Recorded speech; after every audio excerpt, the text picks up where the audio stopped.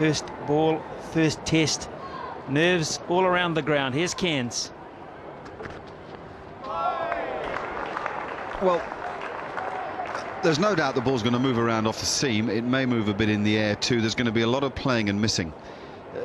And batsmen have got to have a very calm head here. It's very important to play the line of the ball rather than to go with the ball, which Trescothick did there. It's a very interesting move to come out with Michael Vaughan in partnership with Trescothick rather than Mark Butcher, who would be the preferred opening batsman. The reason is to have a left and right hander and upset the line of the bowlers. Morning, Marcus. This is going to be fun, isn't it? This will test the man who's, I think, shown a lot for England so far, but this is a big series for him.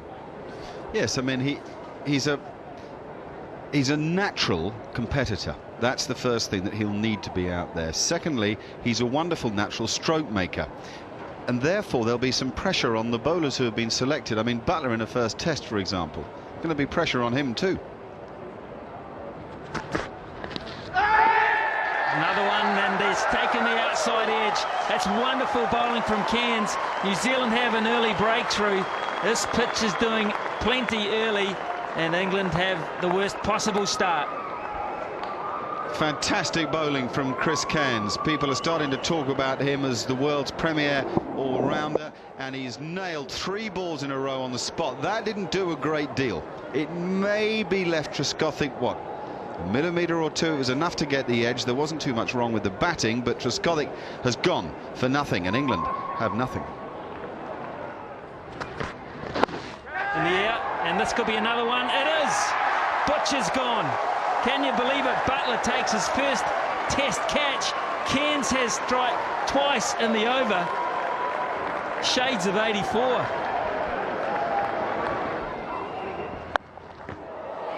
Six. That's off the middle of the bat. Maybe that's how good.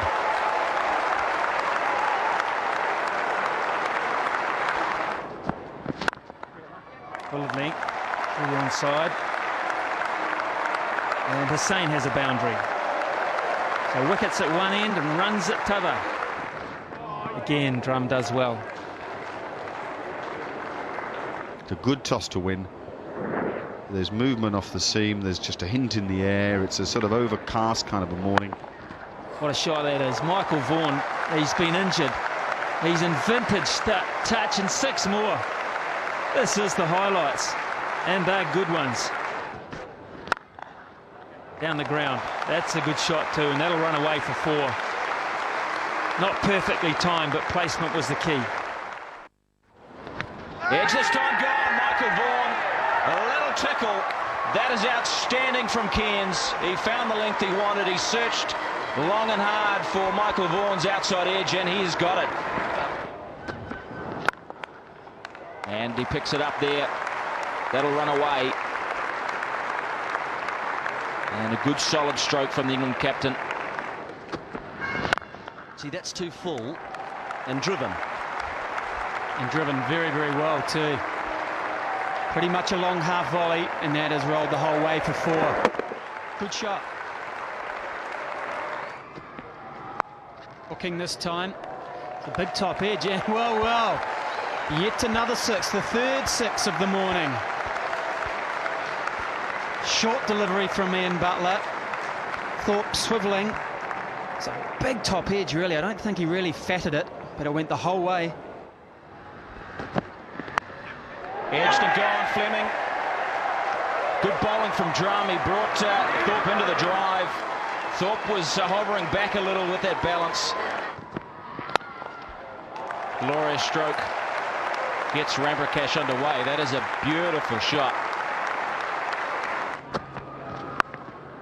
Straight away, Hussain aggressive and picks up a boundary. He does look a good player when he is looking to score. Magnificent.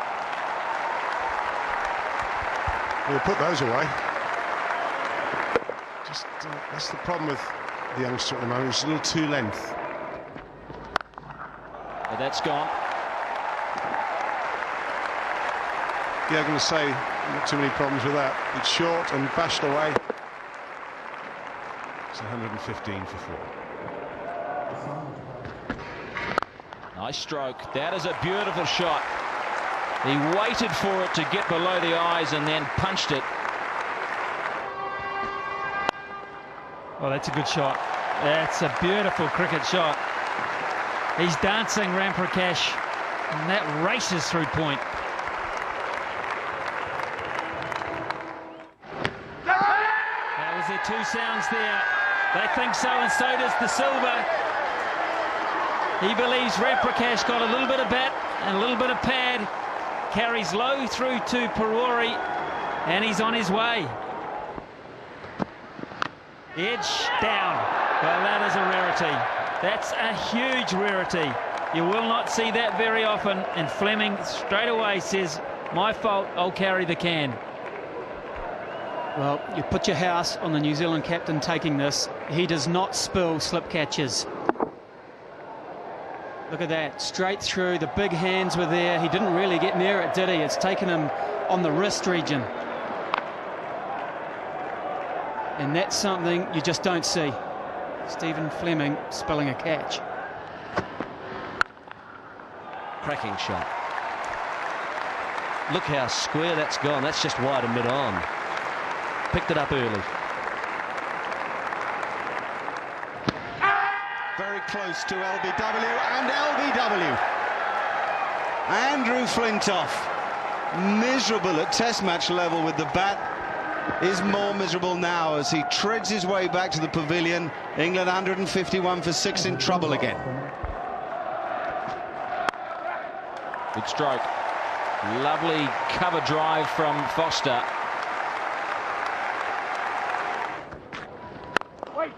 That's a glorious shot. Heavens above, just punching that down the ground. Shot of the day.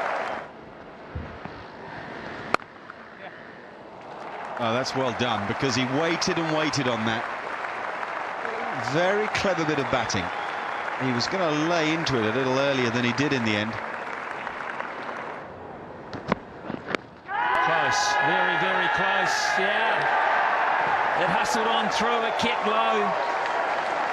Foster, not sure that he's overjoyed about it. He might have been thinking a bit leg side, but umpire bowed and said, you're on your way, son.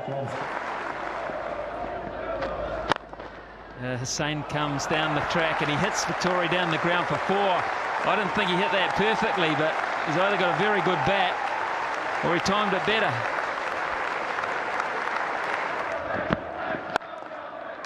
Through the covers. Lovely placement. Just caressed, really. And a good boundary for England to end the over. It's 205 for 7. Over the top. Could be caught. Is caught. He's picked up his first test wicket. Short and wide, and Giles has gone after it. And Drum's taken the catch. Well, not perhaps the sort of area you might think you might get your first test wicket caught deep third man, but it'll do. He'll take it. Drops it in short. Giles goes after it. And Drum circling to his right. 2 hands. I've got it.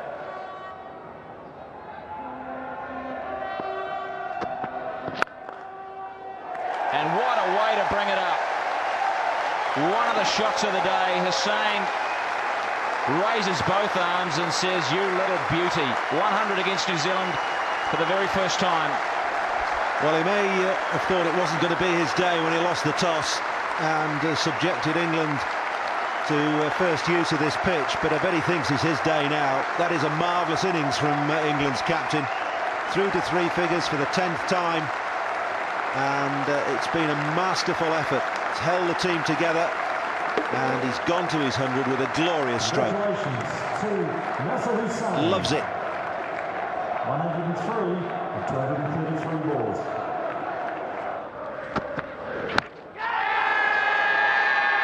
Gone. Caddick thinks that must have been missing leg stump, but he's had to go.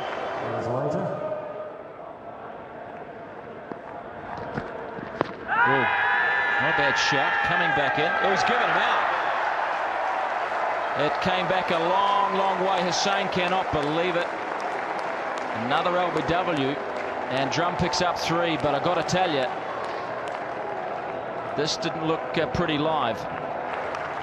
81.2 overs England batted for their 228.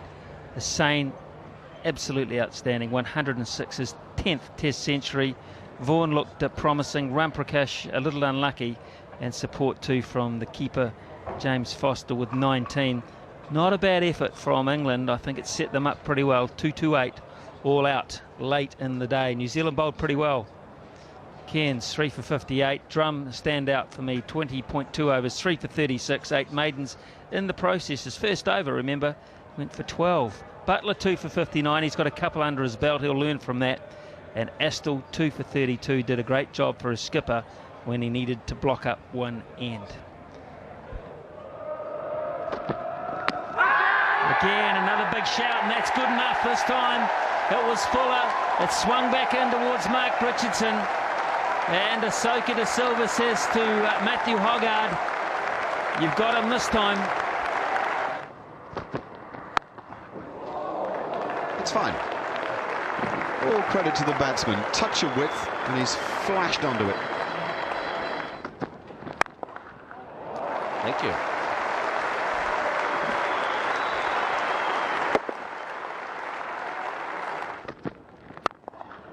Shot. Oh boy. Yes, Daniel Vittori. That is out of the middle.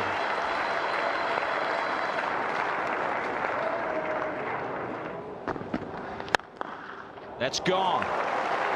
A million miles an hour. Vittori didn't move, either did the fielders. Put down, what a catch! What a catch! I thought that Thorpe may have put that down, but he sucked it in beautifully. And Horn is gone. Good bowling from Hoggard. The outswinger did work in the end. One catch and one great snatch here. It is a beauty. England are on top of their game. They've been waiting. Horn just probing a little further forward, and that is a sharp catch. On the drive, beautiful shot. Daniel Vittori is growing in confidence.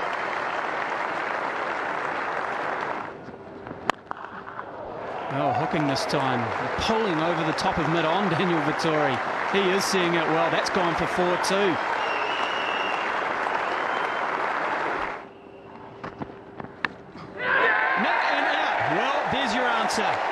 Around the wicket he came. It was short and it was wide. The feet didn't really get out to the ball there from Vittori. He's on his way. His valuable innings has ended at 42. Wonderful shot. Hoggard over pitching on a very rare occasion, and Vincent says, I'll take that. Vincent on 12. Bowling all over the place. Oh, what a beauty. Well, he's on for all 10. It's early days. He's got the first 4. What an absolute crackerjack. We've just talked about a battle. The battle's over for Lou Vincent. Big shout here. This, yeah, gone. It didn't move. It straightened. Astle was looking for outswing. It wasn't there. He played around it. And Hoggard picks up 5. That's super stroke.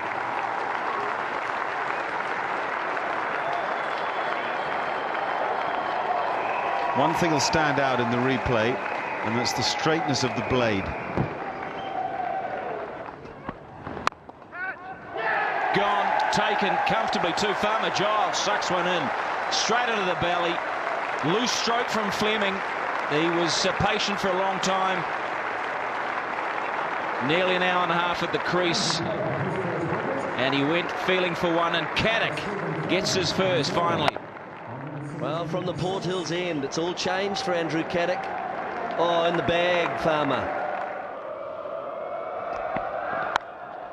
Gone this time, Flintoff sucks that in. What an easy catch he made it look in the end, but that was flying off the thick edge, and Cairns now then is gone. Caddick 2 and 1 over. Boy, oh boy. Well, let's have a look at the length. Just outside off stump, Cairns pushing forward hard with the hands. It went very quickly to Flintoff. Big shout. Yes, he's given him.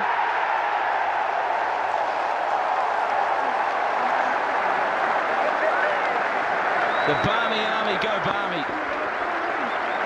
And Caddick has 3 in 5 deliveries. Down the wicket, good stroke, good stroke. Take that. Spanking shot from McMillan. Hooked away and magnificently struck. Oh, into the boundary, beautifully caught. Whackety-doo. And take that again in the over. Now 10 from it.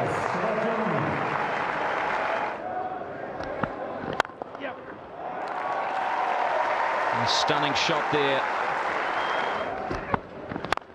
Down the ground, great shot, and hammered away for 4 more.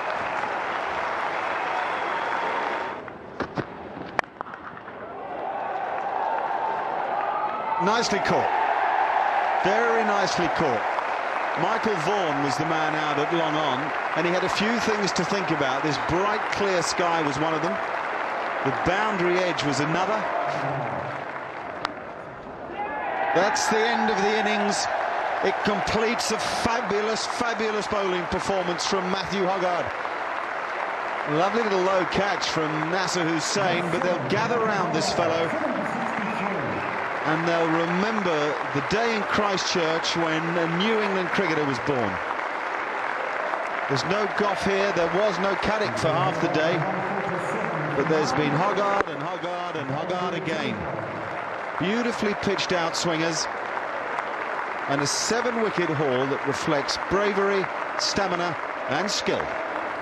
1 for 9 at the start of the day, the New Zealanders then, and always a tough fight on their hands. Vittori played beautifully as the night watchman, settled himself in and then got through to 42 with some good boundaries, but he didn't get a lot of support, it's fair to say.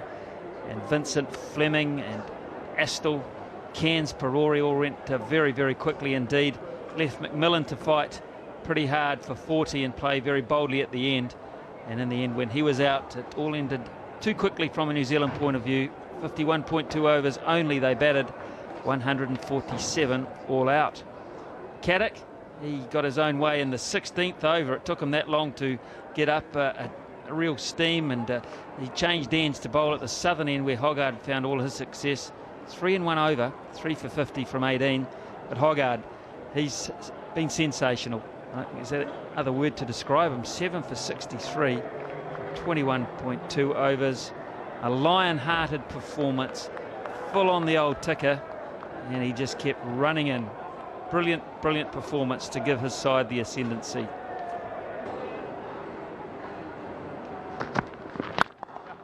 Four.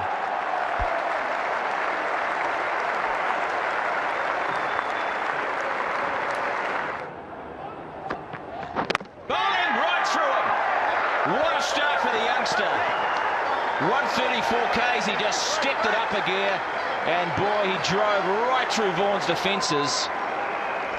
Michael Vaughan has played well, but he's made a big mistake here on a pitch where he should play straight. He has tried to hit this square through the onside. Look at the angle of the bat as it comes down. It is a top piece of bowling because it's right on target. Well done, young man.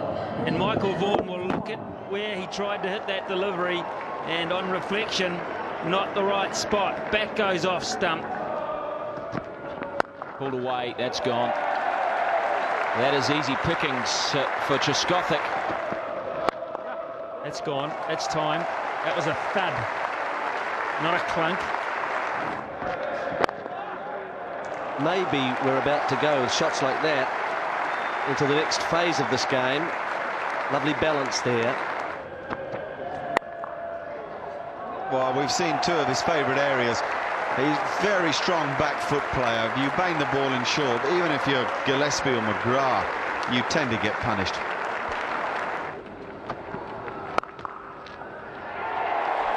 Unless, of course,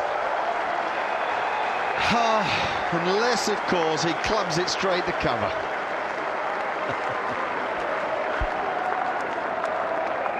Well, let's just see the height.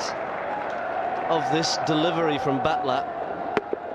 Yes, it's really in the hitting zone area, but you'll notice he's undercut this ball, Trescothick. In other words, he's got under the ball and hit it up. Well, that's a super stroke.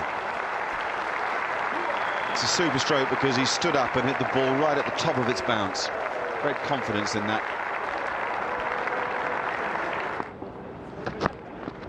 That's out. Hussain decides to go. Doesn't leave it to Billy Bowden. And Hussain knows that he's fell to the ball wide of off stump that he simply didn't have to play. It's Graham Thorpe.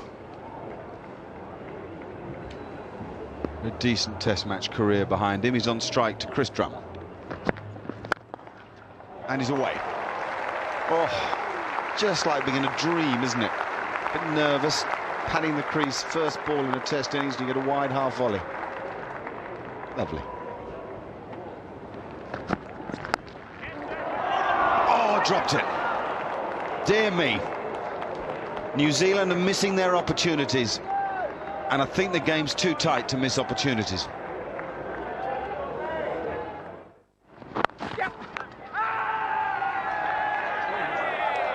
Now, hang on. We have an extraordinary incident here at the Jade Stadium. The New Zealanders knew it straight away. Mark Butcher has trodden on his stumps. That's a shot. That is a cricket shot. Magnificent. Played one of those in the first innings too. Here for a good time. Just like that. Classical stroke, not much footwork, but just hit on the up with precision. And twisted every corner. Bowling, played it on!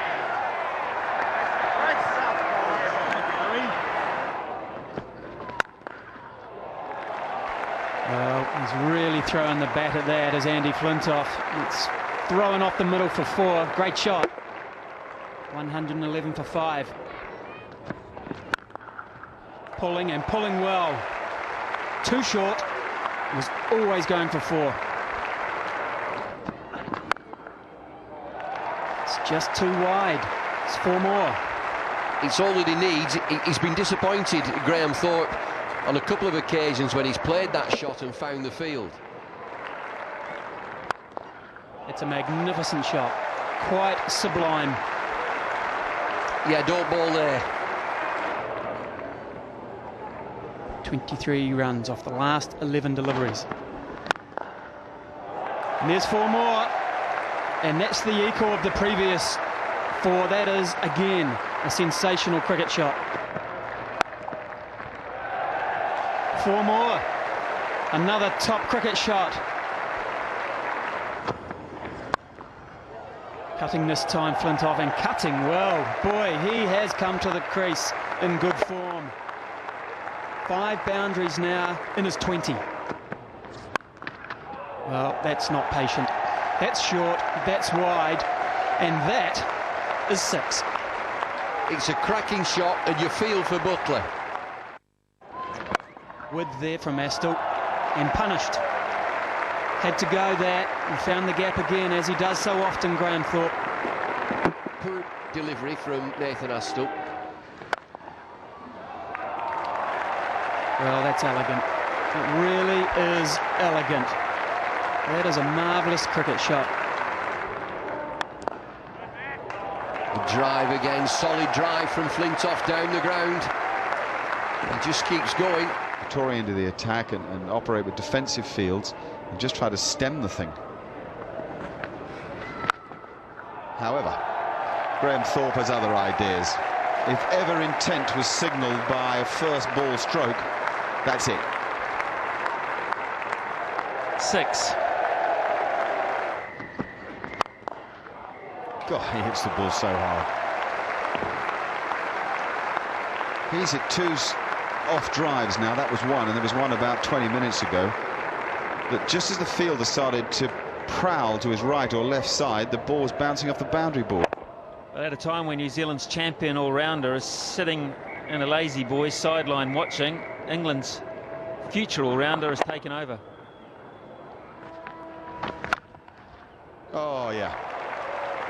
And there's the response from Flintoff. Almost cavalier, certainly Caribbean in its execution.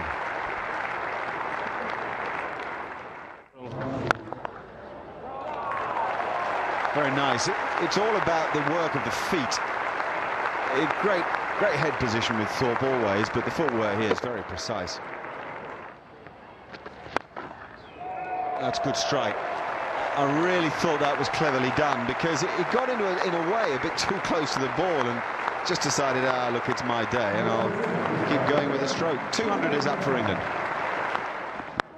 He's got all of this, and that's gone right through fine leg. Not easy to play that shot. It was drifting down leg, but his balance was just stunning, because he's got a lot of bat on this. And there is the 100 partnership for Thorpe and Flintoff.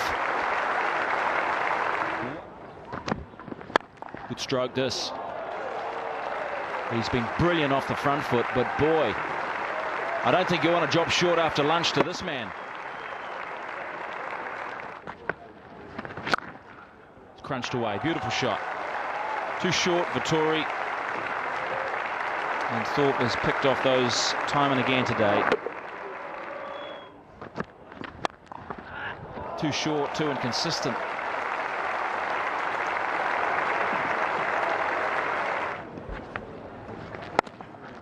That's a super shot. He stays in the stroke so well, Graham Thorpe. It's exemplary batting. Quite brilliant. Who does that in the world? Let me think. Brian Lara can do that. That's about knowing where your field is, knowing where the spaces are, and having the touch to execute the stroke.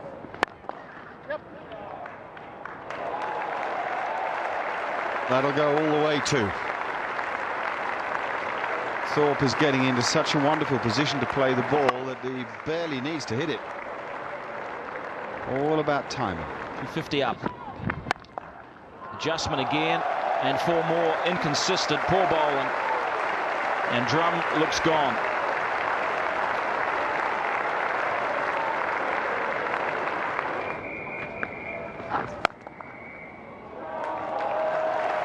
Wow. Well.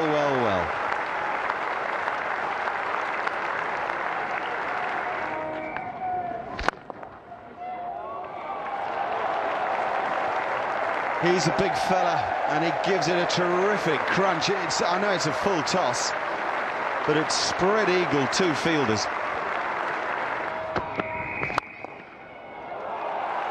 That's the 34th 4 of the day. Believe it? Believe it not. And there's an indication of that. Short again. They've been too short all day, New Zealand. And dispatched. Ian Butler pays the price. Big hit. Big hit. Whoa.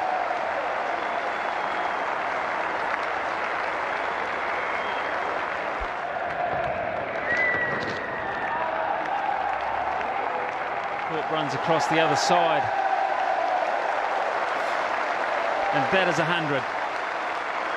Brilliant 100. Absolutely brilliant. His 10th in his career, his 3rd against New Zealand. He might not have scored too many better. Here's a look at virtual spectator. Graham Thorpe's 100. They are the singles, 14 of them.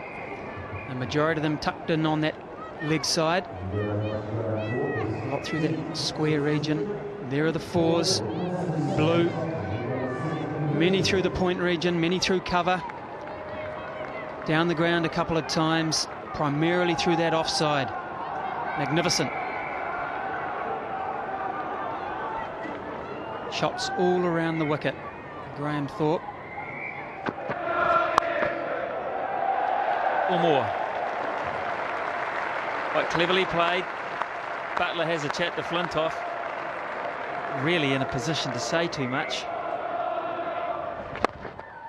And there goes Vittori. That's where he's looking to hit him. Wide of mid-on. He's opened up the stance. And anything there he can hit, short or full, will go. 300 up for England. Very good.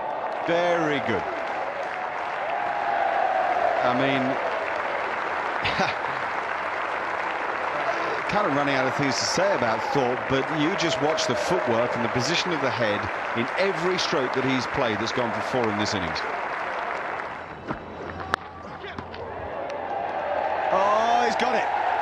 He's got a Test match 100.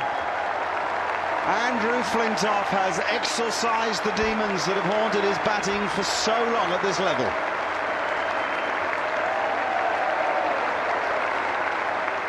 And that'll do. And so will that. This is a rampant effort. This is like a cavalry charge now.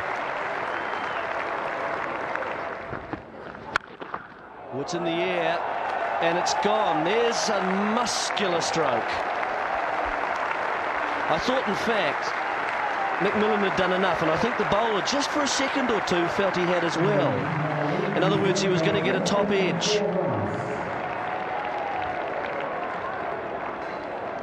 But look at the strength of the batsman. See, they normally go just straight in the air. He's normally just undercut that. Whoa. Now the slog sweep. Now that is a very good stroke, ladies and gentlemen. Those are the singles. No great surprise that they're square of the wicket. Just 9 of them. Those are the 2s. Just 2 of them. Here come the 4s. 21 of them. And look how many are mid-off and extra cover. And a lot of those were early in the innings when the New Zealand guys, in truth, bowled too full, too much into his strong area of the drive stroke. And then, of course, a couple of 6s as well. But it's an innings that's, I'm afraid, played into Flintoff's hands.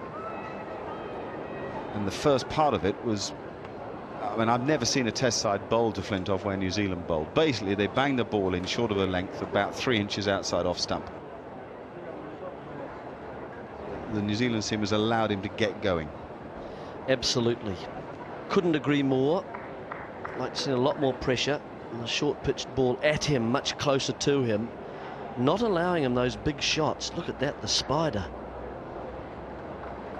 Almost like the spider in its web. Well, that's the way to answer it. That's a very classy. Now, we've talked about the thunderous stroke play. We haven't talked about touch stroke play.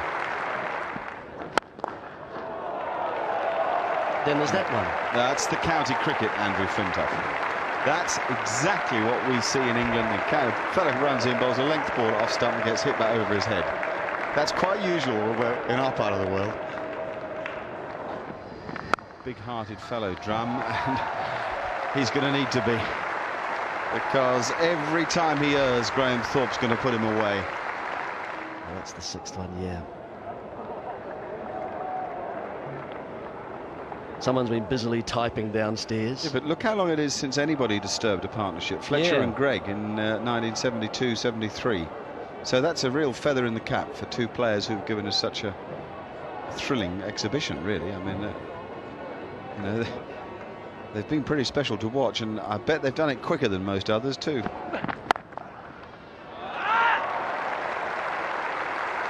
Well, they've given Thorpe every chance to play the stroke, and I think he must have convinced them by now that he can pull it off. In the air and over the top. Mid-off thought he was in business, but it's been such clever batting. Why should he be? 4 more. 360 for 5.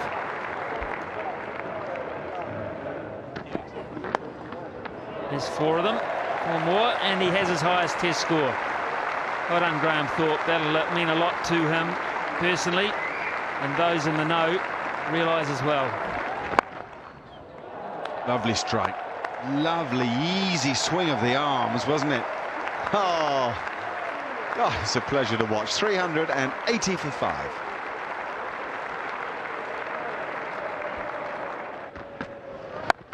Well, that's high in the air. Man on the boundary looking for it and takes the catch. The partnership is broken. It's the substitute fielder. What a moment for him. Marcel McKenzie, he will remember that moment. But let's not worry too much about the catch or the bowling. Let's focus on Andy Flintoff. And let him have his moment. The first Test match 100, and how they appreciate it.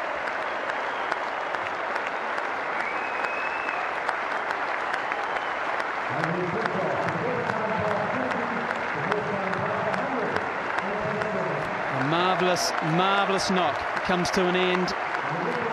137 he scores. England 387 for 6. But every now and then he's just been wayward, and Thorpe this time climbs into it. That's a peach of a stroke. Third man's in, but no chance, and that has gone all the way. Billy Bowden just climbs 1 or 2 rungs of the ladder. So does the Barmy Army, as Thorpe just peels off another 6. That's an extraordinary stroke. All right, he was trying to hit it a bit square, let's be fair. So few times. And you just hit one out there. You can't have men everywhere. That's cleared mid-wicket. Smashed away. Again, another dominating back foot shot from Graham Thorpe. Beautiful stroke.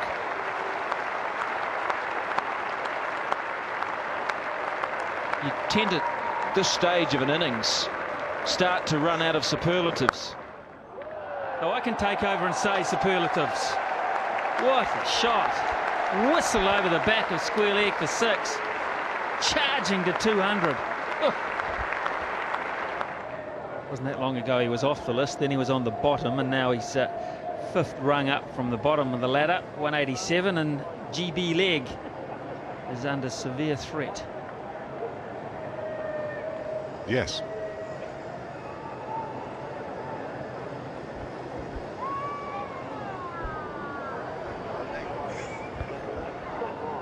Come on, we're waiting. Who's GB leg? He was a batsman. He hit it that good? 4 more.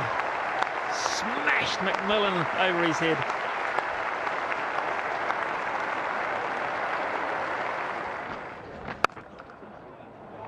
Shot. Beautiful placement. That is a wonderful shot.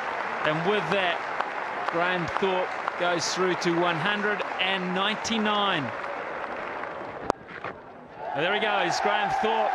In a career of magic moments, this will be the best of all.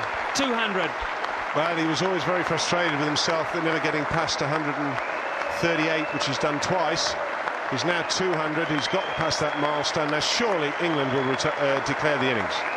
There is no point whatsoever in going on, and as I speak, they have declared the innings. Graham Thorpe, 200 not out. A big, big moment for him. Dropped second ball on 4. He's gone on to make 200 from 332 minutes at the crease. 231 balls.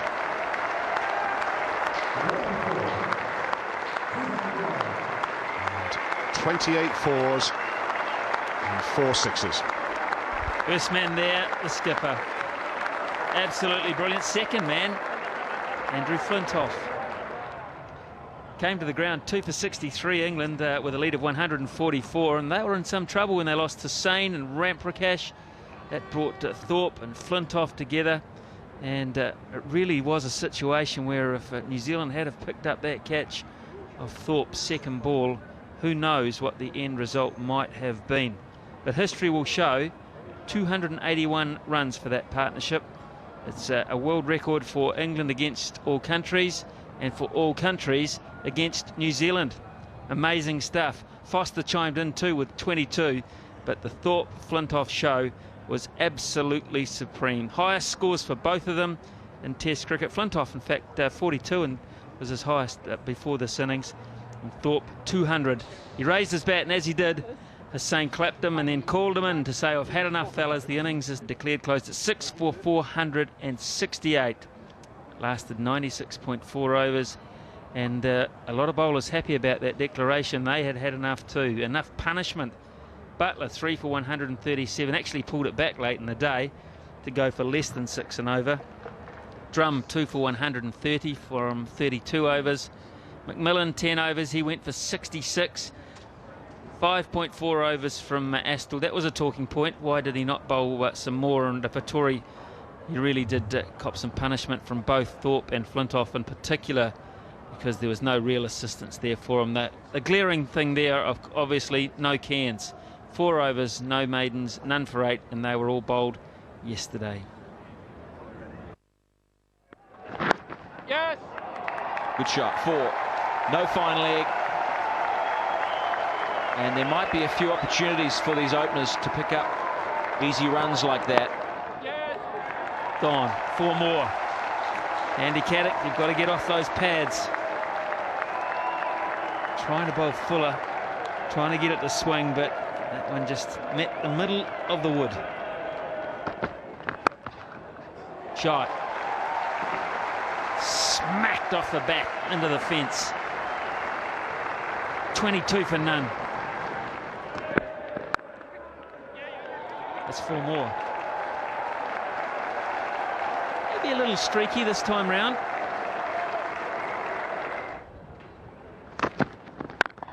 Good stroke, beautiful shot. Authoritative stroke from Richardson.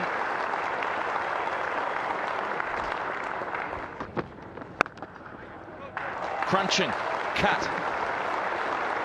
Smash to the boundary. 2 4s in this over. Edged, good, brilliant bowling, absolutely outstanding. Horn could do nothing, absolutely nothing with that. They call it the Jaffa.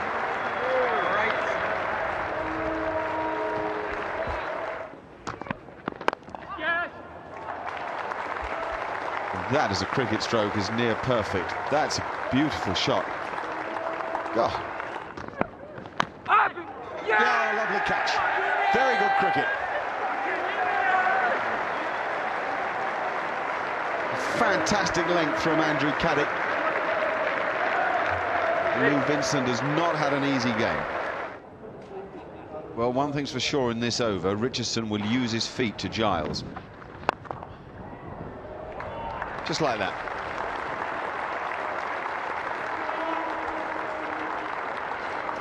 They're on fire this morning. Plenty of bat there. Plenty. Yeah, that'll bother Giles much more than the shot down the ground. The shot down the ground will encourage Giles. Yes. Sweeping Richardson, and sweeping very well. Totally in control of that shot. He is playing well. And look at that for a positive shot too. Down the pitch, quick shimmy of the feet.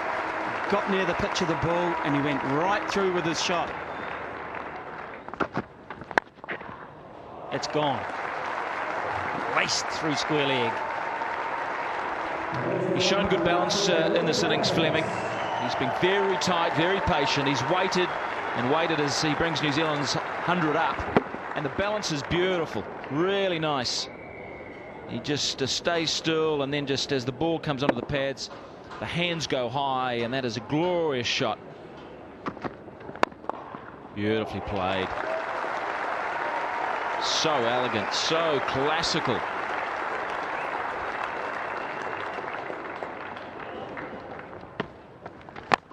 Just a wee bit of drift away, good stroke. Just a little full. Fleming looks determined.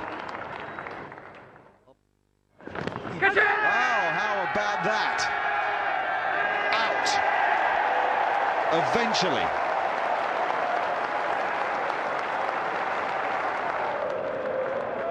Good innings though, 76, 119 for 3. Okay, let's talk about the innings now. 119 for 3 when you strode to the crease. There was still 431 mammoth runs needed to win. What was going through your mind at that stage? Survival to start with. We thought if we could bat 2 days, we could probably win the test. I mean, we're chasing 550, so it's a long way off, so you can't just look at the target. So it was session by session, so I just went out there. I'm always going to be aggressive because that's the way I play. If I play any other way, then I'm probably going to struggle. So that was my aim when I first went out there. Well, Andrew Caddick has just bowled a snorter to Mark Richardson. Richardson has gone for 76. Nathan Astle is at the wicket taking guard. He's played a great rear guard to save New Zealand against England before Eden Park on the last tour. What is in Astle now? This brilliant natural stroke maker has to contend with Andrew Caddick, pumped, really pumped, adrenaline flowing through his veins. 3 slips, 2 gullies and a short leg, and 15 minutes until the lunch break.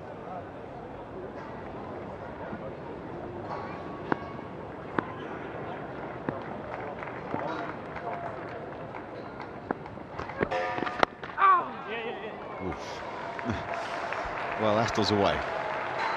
Had a leg gully been there, he might have been away to the dressing room.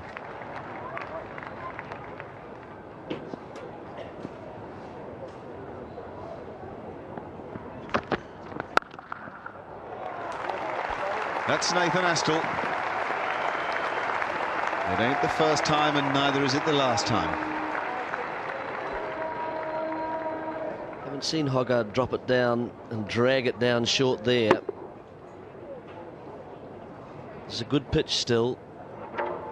Possible to play the horizontal bat shots. Astle loves them. Pressing forward for a start. Plenty of bat on it. No one out there.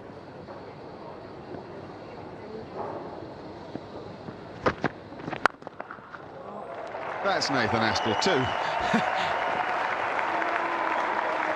You give him width, he'll look to go for it. Well, not a lot of foot movement, but this is what we talk about, hand-eye coordination for Astle. See, the foot just goes to there, but such a good eye. Yeah, but I think it's not a bad little bit of bowling either. I think it's a carrot ball, isn't it? And because Astle's good enough, he's got a lot of bat on it, but had it swung another inch or two, then you've sucked him in. So it's quite interesting cricket. If Astle's prepared to throw the bat at the ball, like we see him do so often in one-day games, then Hoggard needn't be discouraged. Oof, that's good bowling now. Ah, this guy's got good bowling brain in him. Closer, Fuller up.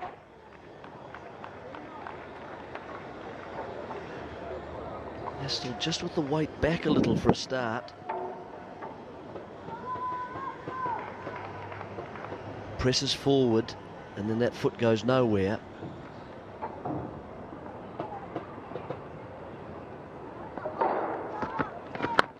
Very good. Another excellent Yorker.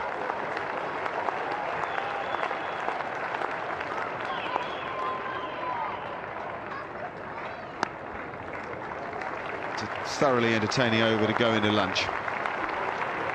This is the 4th day of the first Test match. A pretty even Stephen morning.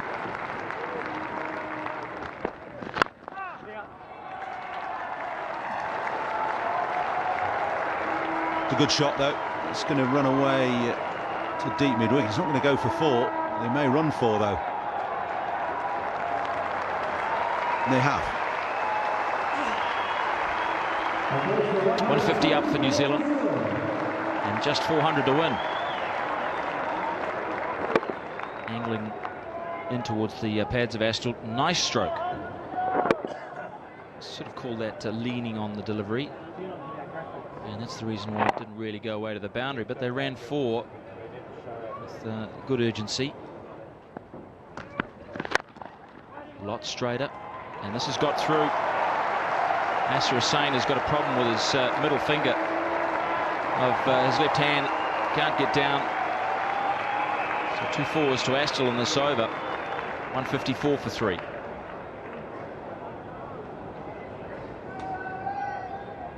Good stroke, this.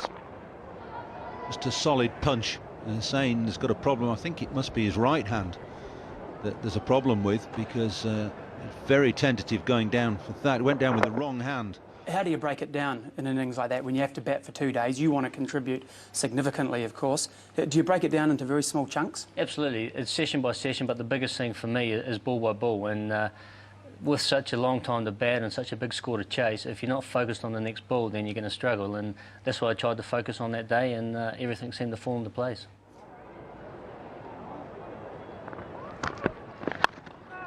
Risky, but a bold stroke. He did throw a lot of bat at it, Astle, as he tends to do. And it was 1 bounce 4. You know, I think that's just swung a touch. I think it's just swung it. Caddick's pitched it up a little bit further. Drawn Astle into the stroke. It's a flamboyant stroke.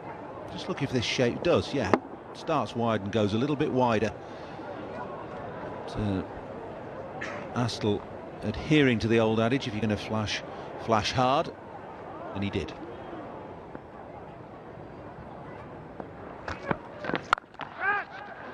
Now crunching, cut shot back behind point. This is good counter-attacking. Much better stroke from Astle, because he looked to get up over and hit it into the turf. Top of the bounce. And past point for another boundary. He's got 6 now. It's a good stroke in the air, and Caddick thinks that there was an element of good fortune in there. He stood and stared for a considerable length of time.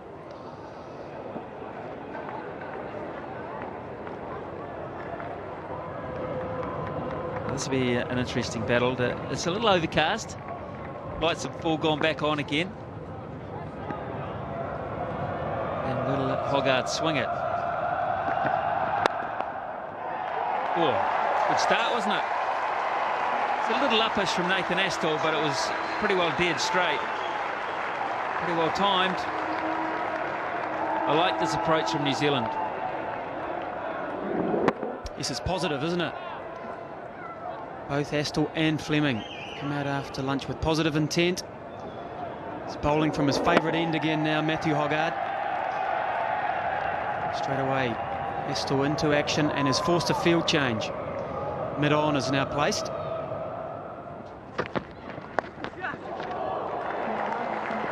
One bounce 4, but only just. And I think Nathan Astle will get a couple more of these, because it was not played convincingly. It's a good piece of bowling. A very good bouncer. Very straight. Yeah, that's right. Good line. Look at that, right over middle stump. And really, he was forced into that. Sort of almost a knee-jerk shot, wasn't it? Look at that.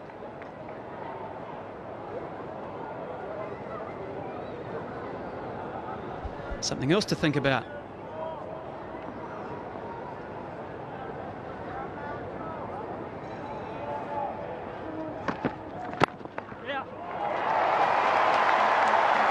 Third one in the over. Big over for Astle, big over for New Zealand.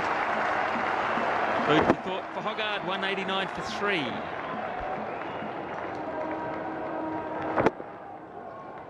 Hasn't happened for him today, for Matthew Hoggard. 14 runs off his first over back. Yeah. Well, that'll run away for 4. Through the gully region. It's 50 for Nathan Astle, and it is a well-played 52. 10 boundaries. Some typical strong Astle shots through the offside.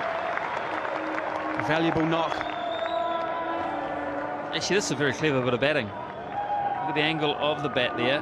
Deliberately using the face of the bat and what little width there was. Okay, so you got to 50. You got to 50 very well. Stephen Fleming was out. You'd been joined by Craig McMillan, another attacking player. Still more of the same, though, was it? Yeah, I mean, Mac and I we enjoy batting together. We both play similarly, and we were talking about it'll be a great score to win, I suppose, in a joking sense to start with. And he played his shots, and we just started to get a roll on, and it was starting to get enjoyable out there. Yeah, What sort of field will we have? Will Ramprakash just give himself a wee bit of just a pace? Yeah, on the left of screen, I know, just stepping back just a bit. Oh, put it down. Nothing more than a half, maybe a quarter chance, but a very clever bit of thinking from Mark Ramprakash, who gave himself room, understanding that he was now in there because the ball was going to race off the bat rather than off bat and pad. Well, it's sensible, and actually went so fast it hit the helmet. So it didn't really ever go straight into the hands. He came up and it hit him before he was ready. It's in the air, but it's wide. Boundary. Standard and liver batting. And he's as good a sort of player as just about anybody in the world, I'd say, Nathan Astle.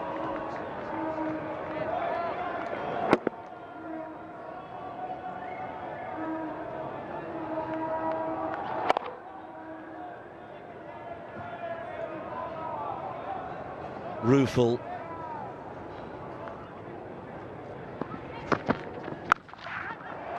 Well, that's really a lovely stroke.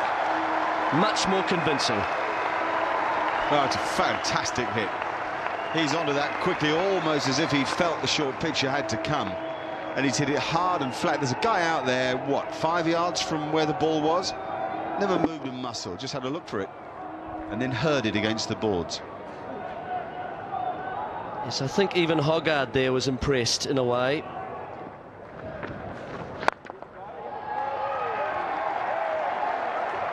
Beautiful, clean strike. Oh, he really is such a natural hitter of a cricket ball. Great eye-hand coordination.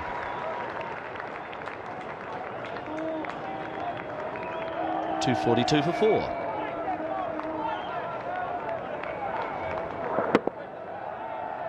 That is very classical. It's a perfect use of the feet, stays nicely in the stroke, and makes sure that he hits right through the line of the ball. See, the head doesn't move up and down too much either. It's a glide.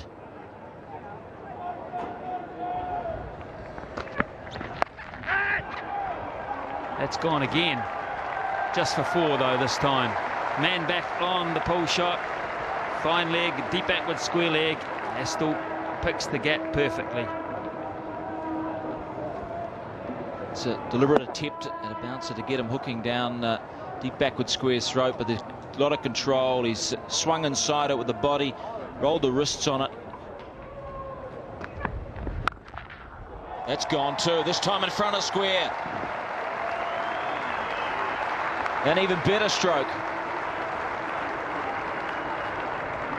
Magnificence of Astle is evident in the last half an hour. Collared, absolutely collared here, Andy Caddick. Nathan Astle is reading him at the moment like a book. It's almost ahead of what Caddick is thinking. Oh, that's a beamer. That must have slipped. And apology, a no ball, and a reaction from Astle that cannot be repeated. That's the nastiest of all. That's a horrific height to cop one at. Really is.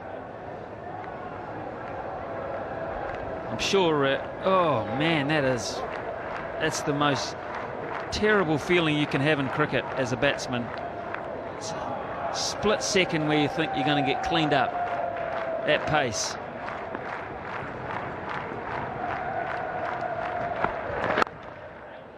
And a half volley, it's almost an apology in itself to make up for it. And Astle will get 3.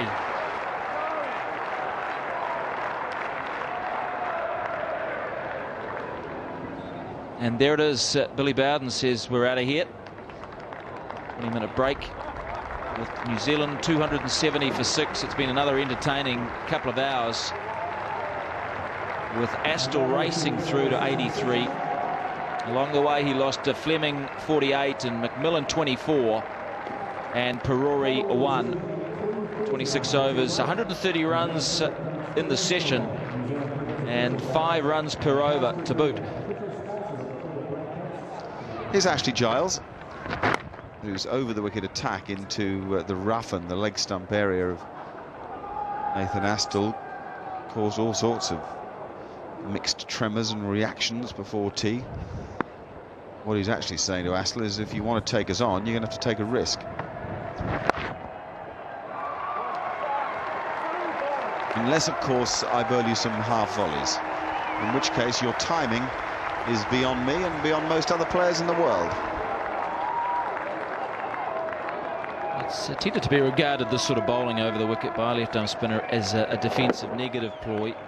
And sometimes I think you can fall into the trap of just putting the ball rather than actually bowling it and trying to spin it. Astle putting that to easy half volley away. He's made this innings look so easy. 88 now, just 12 short of his 8th Test century. And he's gone to 3,000 Test runs, Martin. And they haven't been dull, have they?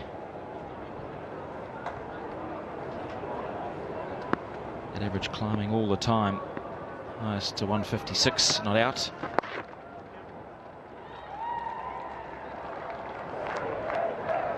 Looking at Nathan Astle's 3,000th Test run, it's also worth looking at that list. I think I better do this little bit of analysis. Keep the guy on my left quiet, because he's top of that list as the highest run getter in the history of cricket, with John Wright behind him. Then Stephen Fleming, which is interesting, ahead of guys like John Reid. Of course, he's played more Tests than Reid. It's interesting to see Hadley up there as well. Then Turner, 41 Tests, just behind Nathan Astle. Andrew Jones, what an underrated cricketer he was. And also on that list, again, most interestingly, Chris Cairns, who sadly we won't see for the rest of the series. And then with an average of 40, the great Bert Sutcliffe. Excellent play. Excellent play. It's just so controlled. He's really just doing as he pleases with every English bowler. This is not an easy shot, because you're hitting slightly against the turn. It's the on drive, which means you've got to clear your hip out of the way.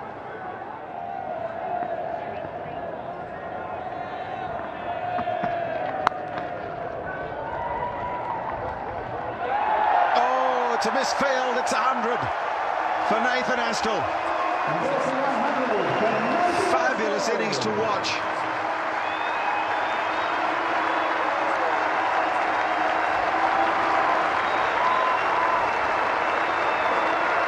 Very meaningful too for Nathan Astle. It's on his home ground.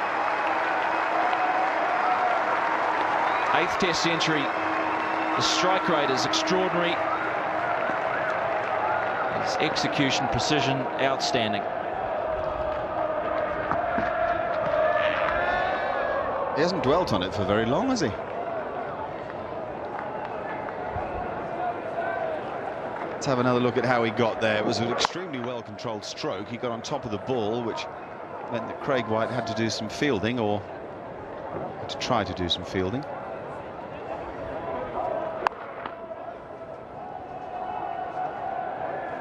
Oh dear.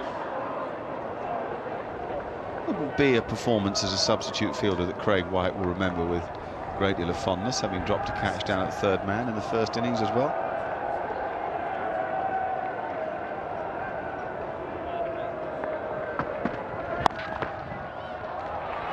He's got another chance to prove himself, but he can't pull that one in either.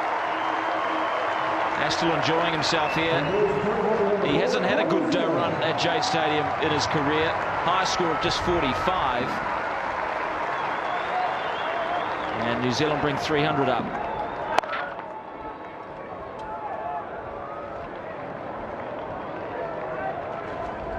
.3,000 Test runs, you know, a big milestone in any Test cricketer's career. You know, you knocked that off just before you got your 100.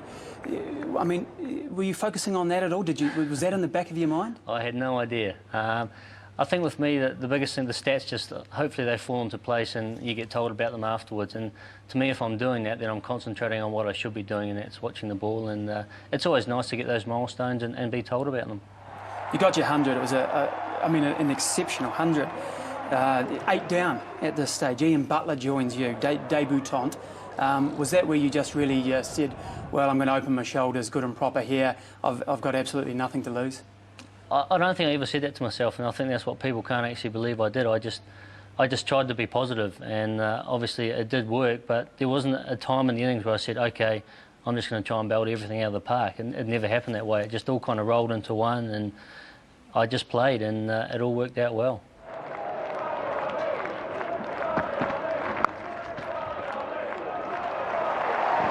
Well, England are persisting with this bouncer tactic that Astle has in pretty complete control. When a length ball at off stump, he'd push into the covers, and Flintoff could bowl 5 at the other guy. Hasn't been that sort of match, though, has it? You're right, it hasn't actually. It hasn't followed logic, has it?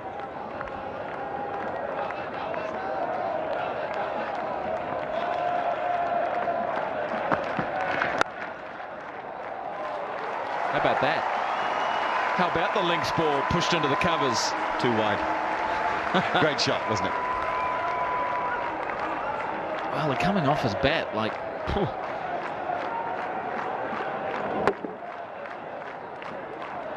Lovely sound, it's so crisp. Crack. Cover, which was 3/4 of the way back, was sort of wanting around to pick that up, and it just raced by. 19 fours, 2 sixes. Astle now 115. I think that's a bit of a hoax. I think that is just a little trick. Can't imagine Chris Cairns coming in next with Lou Vincent the runner. So with the new ball taken, Matthew Hoggard is recalled into the attack at the southern end of the ground.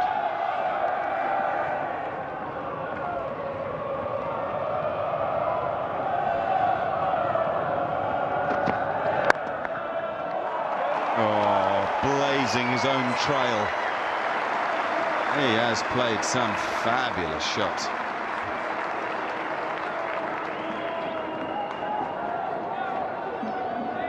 It's a screamer. Nice shape. He bent the back leg a little just to get a bit lower towards it, and he used that length of the bat, almost a horizontal slash through cover.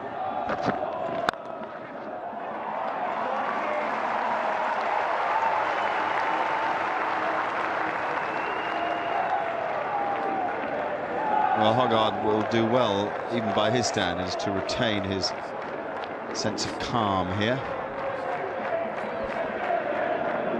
Astle just throwing all and everything into that. Just to quickly perhaps throw a couple of ideas before this game is wrapped up. I think they'll bring Chris Harris back for the base reserve.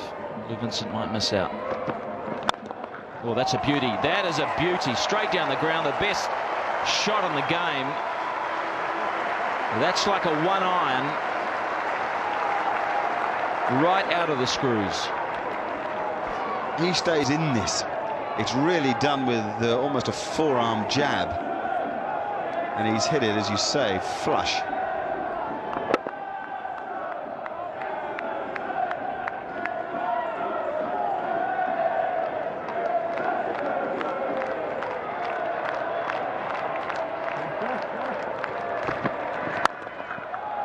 And more. What a display from Nathan Astle. Session by session, this match has been a ripper to watch. They're on the feet. Every now and then you see a player who's just completely in what you call the zone. Thought was, even for a while Flintoff was yesterday. Well, Astle is in the zone.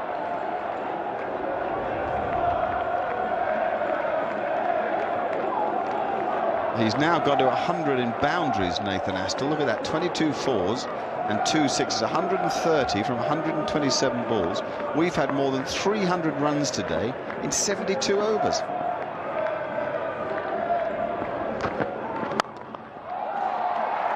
And that might well be 4 more. 18 from the over. Hoggard cannot believe it. 333 for 8. Told you, if he could get enough of the strike, it's on. 216 to win.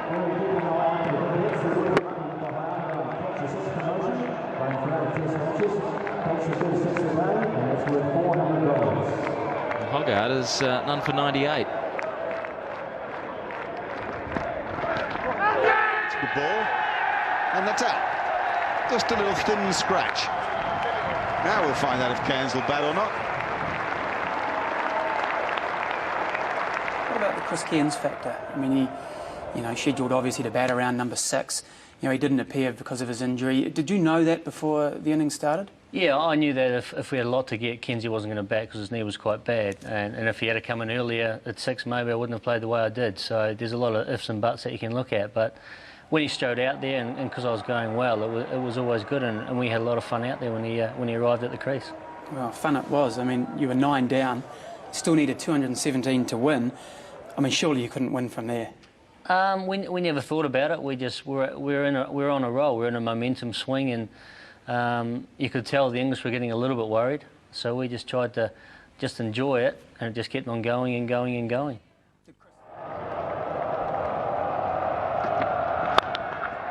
Goes Astle again.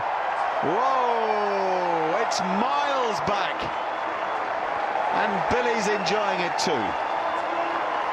Holy cow. That is massive. It's enormous, humongous. It's extraordinary.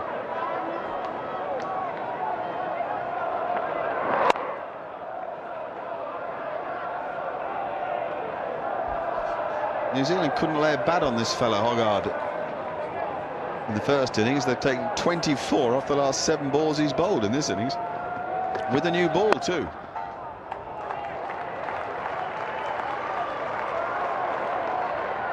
It's a good bit of work. That is a very good bit of work. Astle quite happy with 2. As Lou Vincent does the running for Chris Cairns.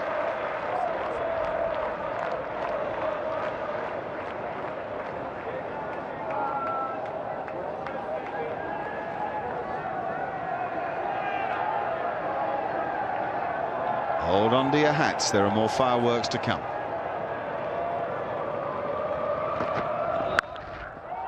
Oh yeah, there sure are. This is unbelievable entertainment. You couldn't write a script for this in Test match cricket. You'd be thrilled with it in a one-day game.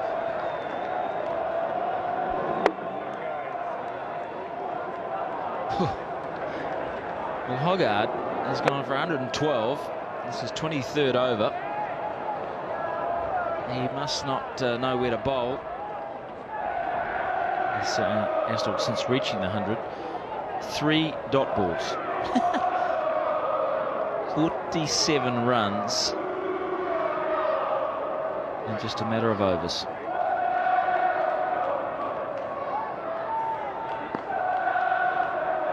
$18 balls.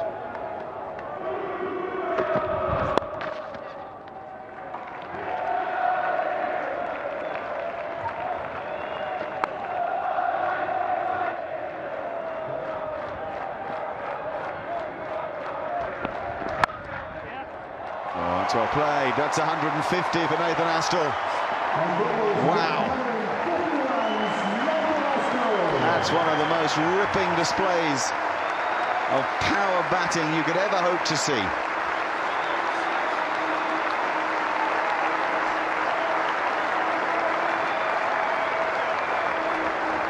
Well, 20 balls it took him to go from 100 to 152. 20 balls. 20 balls. 20.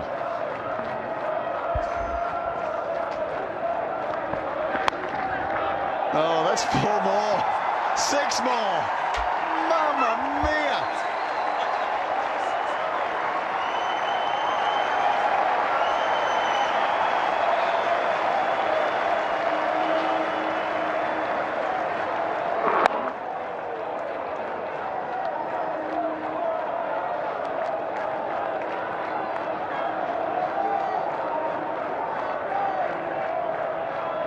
$183 to win.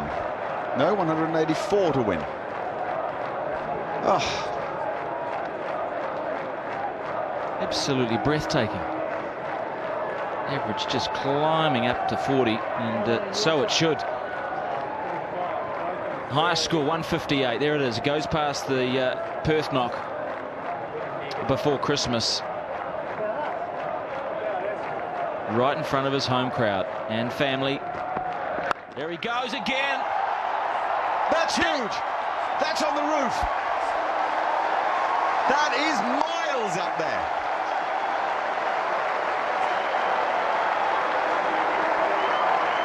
It's left the stadium. Andrew Caddick, brand new ball, has just been put out of Jade Stadium. I've never seen anything like this in my life. The cameraman must be absolutely going giddy trying to follow this. They're doing their best, but boy. 178 to win.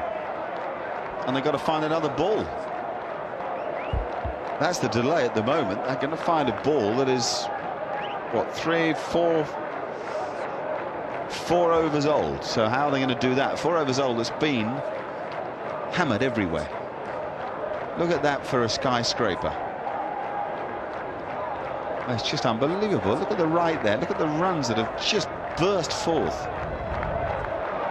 The second new ball, 57 runs. Of 23 balls, of which 6 of them went to the boundary, 4 of them cleared the boundary. Astle 164. He's seriously got sights on 200 here. And everybody up now saving the single, bar the man at deep backward square. So Astle just places the ball down the ground. He'd like this to go for 3. My suspicion is that it'll go for 4. Well, that's probably all right. I reckon they'd rather bowl at Cairns. 76 for 9 now. 20 runs going off that over.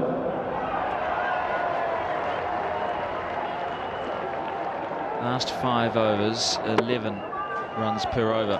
Nicely played by Astle. He just punched it. Probably had 3 on his mind, in fact. Well, Astle has joined an interesting list here. 4th innings centuries for New Zealand against all countries. He is number 10. Congdon, 1973. That was a lost match.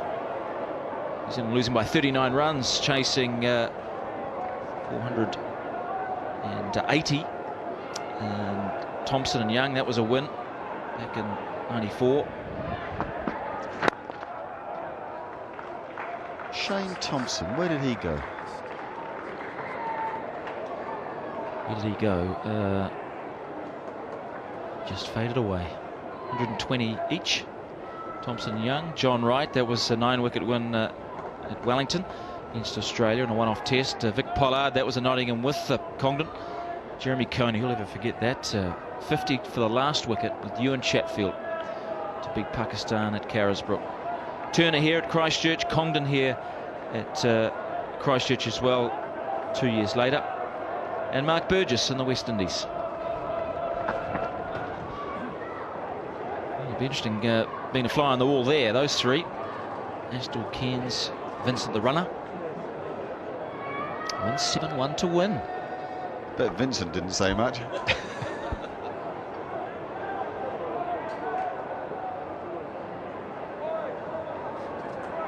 I'd imagine Chris Cairns would have just said, well, Nathan, this is just one of those moments, one of those days. Just keep batting. It's instinctive, it's in the zone, it's supernatural. Interesting that nobody is back in the mid-off area. England with a more orthodox field. And so Astle's just going to advance and just nail anything. 6 more. Oh. Well, the sound of this is shotgun stuff. Charging. Hussain has left it open. And Astle says, I'll just have it. Top of the bounce. Momentum into the stroke. That is... What is that?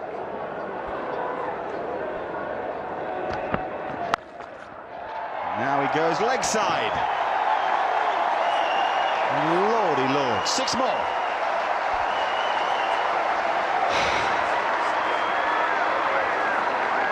$175 Astle, no, 181. Is that 4 or 6? Amazing. That might have been 6. Highest innings by New Zealander versus England in New Zealand. This overtakes Jeremy Coney's 174. Not out in 83, 84. Oh, hello! What a shot into the combox! A massive blow! 3 sixes in a row by Nathan Astle off Andrew Caddick, England's premier strike bowler. This is the most extraordinary display of hitting of a cricket ball that I think I've ever seen. That the world has ever seen. This has climbed over where we sit, over the commentary box. Nothing wrong with the delivery. It is just the most pure, perfect exhibition of hitting of all time. And Hussain cannot believe it. Astle has 187. New Zealand need 153 to win the game. This partnership is worth 64. They've only been out there together for 26 balls. Some of those are being blocked by Chris Cairns. The last 7 balls bowled by Caddick have gone 4, 6, 6, 4, 6, 6, 6. That's only a strike rate of 130 in a test match. Have a look at some of this.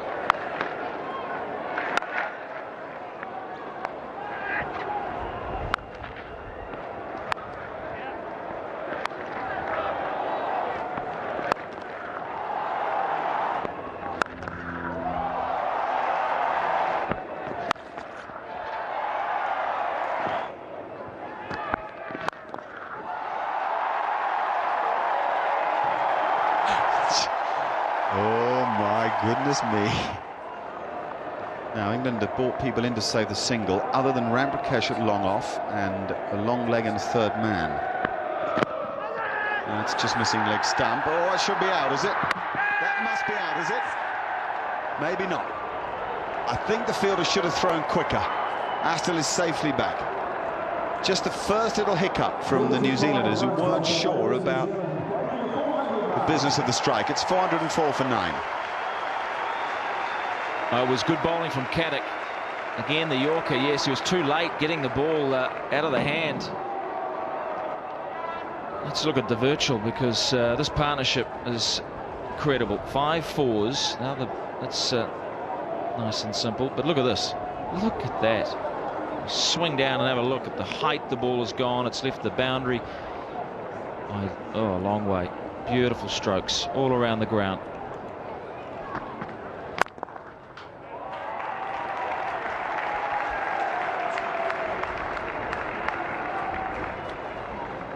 Swing around. Of course, this is a combination of Astle and Cairns. Cairns has 18 of 77. The ball's just flying everywhere. We've already lost one. That was out of the stadium, hit by Astle into a replacement ball at the moment. And look at them all. 5 of those 6s are going over long off and extra cover. In no time at all, Astle and Cairns have concocted the highest partnership of the New Zealand innings, and indeed the highest partnership for New Zealand in the match. 78 they've put on.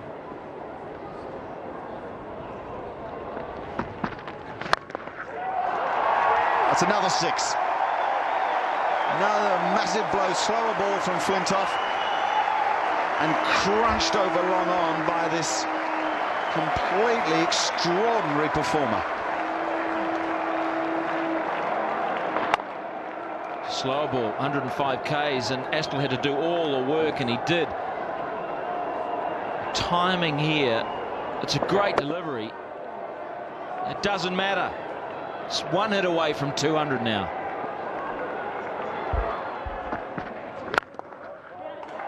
Oh, it's a lovely shot. Through extra cover for 4. It's a really classy little punch drive.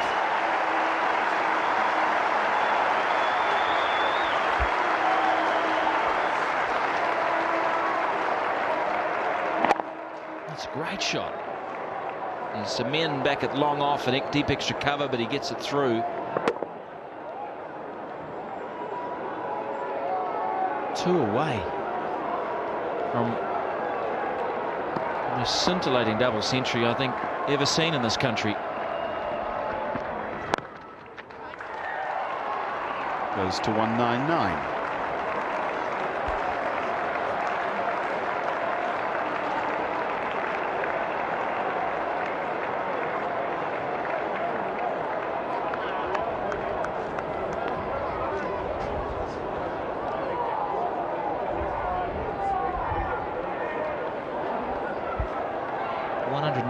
Astle, and we've just been told that he will annihilate the fastest 200 in terms of balls faced. He will complete it comfortably. 212. Gilchrist just the other day. Astle's faced only 152. Cairns goes through the covers, same place Astle's just come from. It's just like a river. Rapids. Amazing stroke this. Cairns on 22.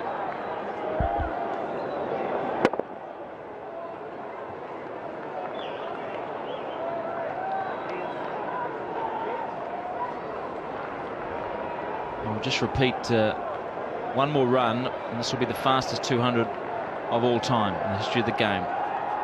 212 balls faced was the record by Gilchrist. Astle has faced just 152 balls. I mean, he's got it. One more run. Two of the four fastest 200s, therefore, it would have occurred here in successive days. Thorpe yesterday, Astle here today. One more to get.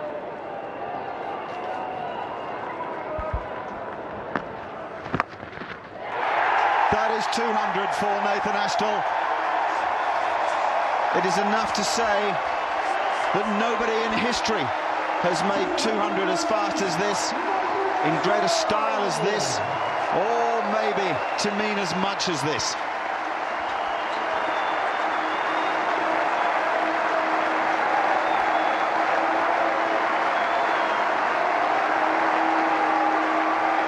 The fastest 200 in Test cricket.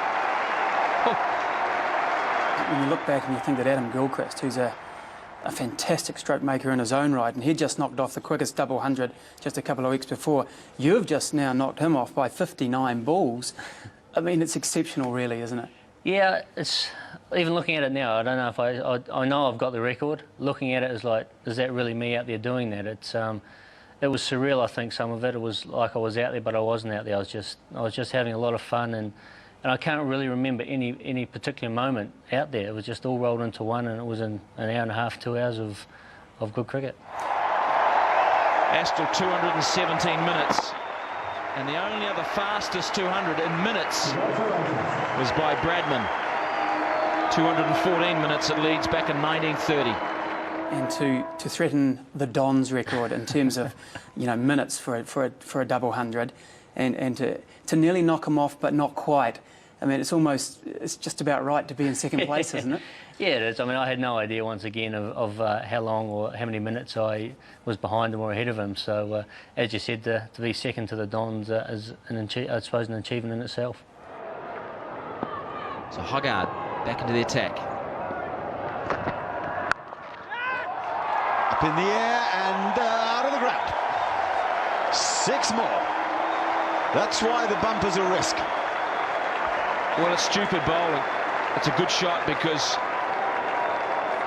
Astle's actually had to fetch it from outside the off stump, but the pace is what he's backing on. 130 Ks.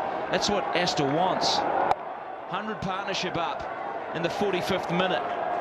10 sixes now for Astle. 10. 27 fours. And only 115 to win. Oh, that's nicely bowled by Hoggard. That really is good stuff. It needs to be. This is turning into the bazaar.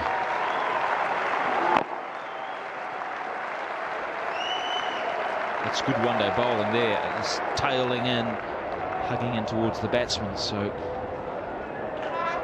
not a bad thing for Astle actually, just to rotate the strike a bit more now, bring Cairns more into the fray.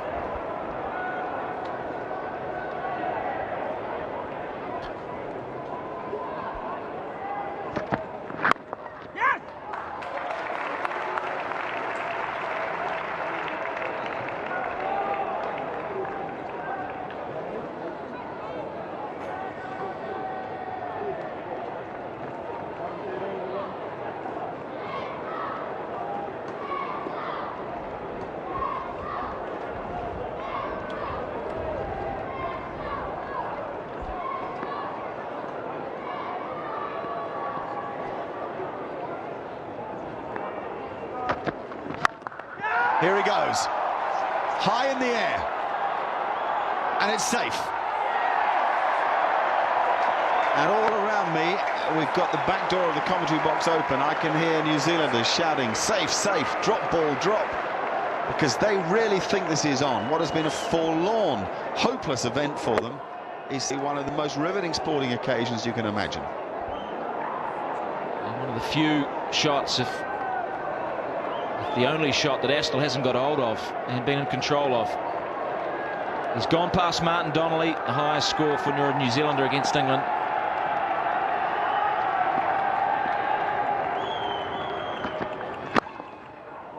Oh, it's a lovely stroke. Beautiful cricket stroke.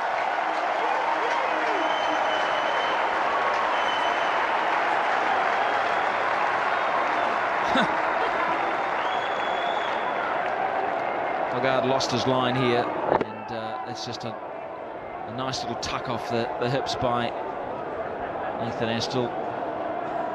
Comfortably put away. Pace is there for him, he just has to lean on it. 6 men on the fence. Doesn't bother Astle, he hits it over them. That's halfway up the seats. It's another mighty blow. This guy isn't just hitting it over people's heads. He's hitting it so far, it's mesmeric. Yeah, I counted about 36 rows. It's just magnificent. I mean, the balance, when you're moving down the wicket, to hold that balance against a ball 132 Ks. See you later. Edged it out. They would have won the Test match. Not without a tremor, because Nathan Astle has played the most fantastic innings that I think any of us have ever seen. 222 to give his team the chance, to give the world a reminder of what a thrilling game Test match cricket can be, albeit in the most unusual fashion here. This has been an extraordinary game of cricket. Memorable for so many things, but maybe most memorable for this man, for Nathan Astle, who from nothing has given us the finest entertainment you'd ever hope to see. Let's just salute him.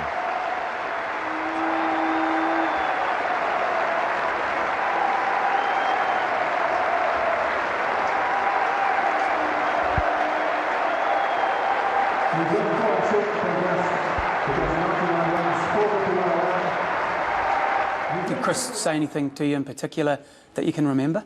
Well, it got to a stage when we got to about 110, and I was starting to think that we could really win this, and he was saying, no, you keep going. So we had discussions and we didn't agree, but it was just one of those things out there. If it had come off, it would have been brilliant.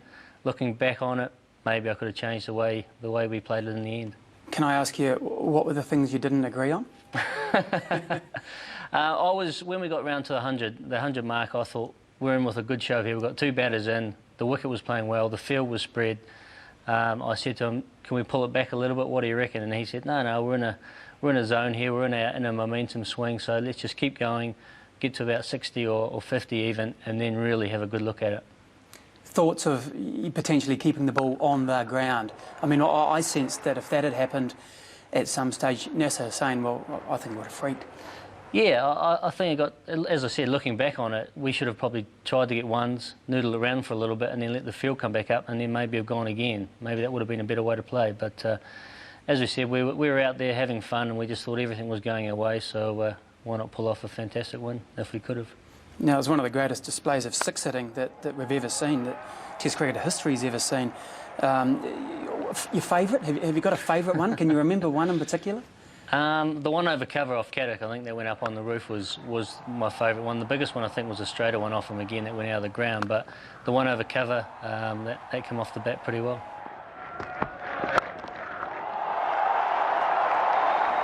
What about the bat? I mean, a lot of people must have asked you about the bat. It must be a beast. There's a lot of wood in it. It weighs about 212. It needed a few repairs after that innings, so I got that fixed up and then carried on using it. And then I was humming and hurrying, which I just put it on the mantelpiece or just carry on using it. So I am using it at the moment. So hopefully it's still got a few more runs in it. Not for long, I would dare say. I guess it will hit the archives. Yeah, I mean, I will treasure that one. I'll put it away somewhere and box it up and keep it for a long time. Keep it, or have you had any offers for it? Haven't had any offers yet, so we'll just have to wait and see. Would it be, I mean, I might be stating the obvious, but the biggest and the best innings of your life? Yeah, well, I think what amazed me was just the length that we went for. Sure, sometimes you get in that zone and you're hitting the ball well, you get a few sixes, you hit a few fours, but then you sky one or you nick one. But just the amount of sixes I hit, fours I hit, and just the duration, of the time that I was out there and doing it was what surprised me. OK, so New Zealand having to score 550 to win. What a joke that would have been. Absolutely bizarre. They had to bat 2 days to save the test, surely. That had to be the scenario. Horn and Richardson resumed this morning. Now get this, folks. They resumed this morning at 28 without loss. 28 without loss, OK? Mark that down. So that's 423 today they've scored. 76 for Richardson, who played very well. Caddick, he did the damage early on. Fleming, 48, looked pretty good in his innings, struck the ball nicely. So did McMillan, but it was all pretty carefree stuff. Let's get close, let's get some respectability, and let's not say that we didn't give it a go. Then Astle cut loose. He got support for a little while from Vittori, a little while from Drum too, because there's some good partnerships here. Butler and he did very well, because at this stage Astle was in full flight. There was a bizarre situation where Nasser Hussain was relieved because Chris Cairns was on strike. Put that in your hat. Cairns was on strike and England were happy. 23 not out for Cairns. Nathan Astle caught Foster bowled Hoggard, last man out for 222. It will go down as one of the most pure hitting displays, I'm sure, ever in the history of the game. 6 for 122 for Caddick. Hoggard, a leveler.